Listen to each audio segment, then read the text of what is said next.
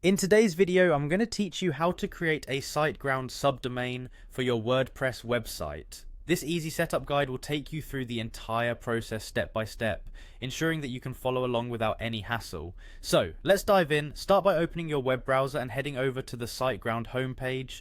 Once you're there, you'll want to locate the login button, usually found at the top right corner of the page. Give that a click to be directed to the login page, where you'll need to enter your account credentials to access your Siteground dashboard. After successfully logging in, you'll find yourself on your account dashboard. From here, you'll want to navigate to the websites section. This is where you'll find all the sites currently associated with your Siteground account.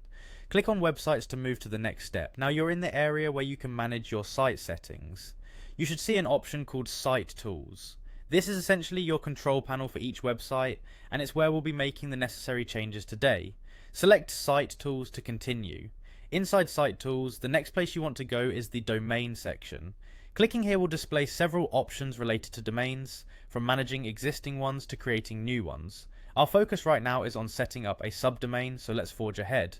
Within the domain section, look for the subdomains option. This is where you will manage or add any new subdomains associated with your primary domain. Click on subdomains to initiate the process of creating your new subdomain. Next, you'll be prompted to fill in the name of your subdomain. This is essentially a prefix that will be added to your main domain, like blog or shop. So if your main domain is mywebsite.com and you want a blog subdomain, you would simply enter blog in the subdomain name field. Once you've decided on a subdomain name, it's time to create it. There should be a create button near the subdomain input field. Clicking this will finalize your new subdomain creation process. Congratulations, you've successfully added a new subdomain to your Siteground hosted WordPress website. Remember, the creation of a subdomain can open up numerous possibilities for your website. Whether you're expanding your content or setting up a test environment, you now have the tools to effectively manage and diversify your online presence.